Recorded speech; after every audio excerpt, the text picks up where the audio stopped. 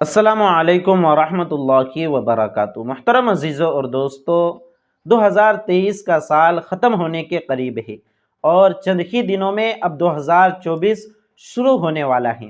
میرے عزیزوں اور دوستو، اس موقع پر 2024 کی شروعات پر ایک مسئلہ جو عموماً پیش آتا ہے اور لوگ اس کے تعلق سے پوچھتے بھی ہیں، وہ مسئلہ ہے کہ کیا ہیپی نیو ایئر کہنا جائز ہے یا نہیں۔ اسی طرح کیا ہیپی نیو ایئر کہنے سے آدمی ایمان سے خارج ہو جاتا ہے، ایمان اس کا باقی نہیں رہتا۔ اس تعلق سے سوالات عموماً لوگ پوچھتے ہیں، تو انشاءاللہ آج کے اس ویڈیو میں ہم اسے سمجھنے کی کوشش کریں گے۔ محترم دوستو، یاد رکھیے، اس مسئلے کو سمجھنے سے پہلے ایک تمہید آپ یہ سمجھ لیجئے کہ ہماری پہچان اور ہمارا تشخص یہ شمسی سال کے ذریعے سے نہیں ہے، بلکہ ہمارا تشخص اور ہماری پہچان یہ ہجری سال سے جڑا ہوا ہے۔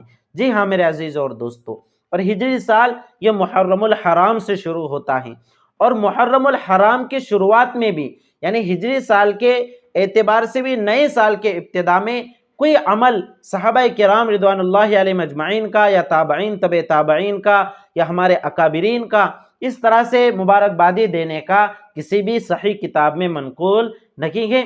صرف اتنی بات ملتی ہے کہ صحابہ کرام رضوان اللہ علیہم اجمعین ہجری تقویم کے اعتبار سے جب نیا سال شروع ہوتا تو ایک دعا پڑھنے کا اہتمام کرتے تھے، ایک دوسرے کو سکھاتے تھے، اللہم ادخلہ علینا بالامن والایمان والسلامت والاسلام ورضوان من الرحمن وجوار من الشیطان۔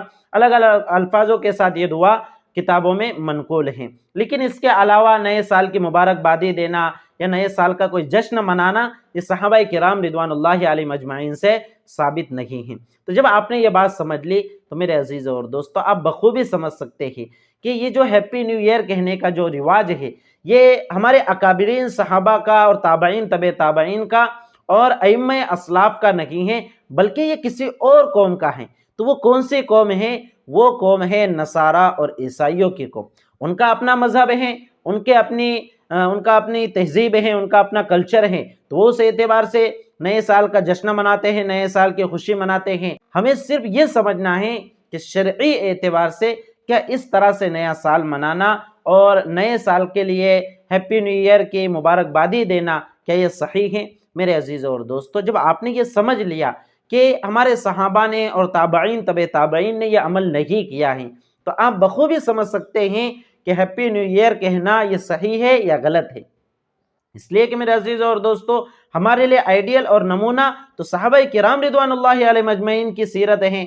ہمارے لیے دنیا کے اور کوئی ذات یا دنیا کے اور کوئی قوم ہمارے لیے آئیڈیل اور نمونہ نہیں ہو سکتی۔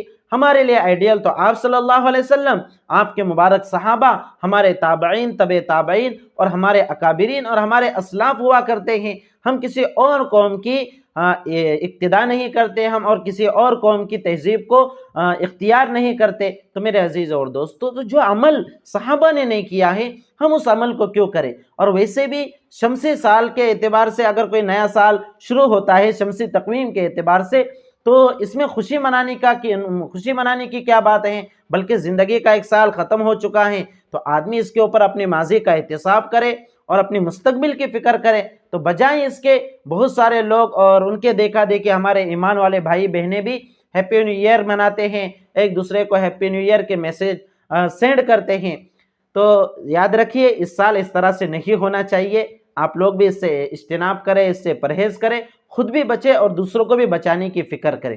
پھر یہاں پر ایک مسئلہ جو عموماً لوگ پوچھتے ہیں کہ کیا ہیپی نیو ایئر کہنے سے آدمی ایمان سے خارج ہو جاتا ہے؟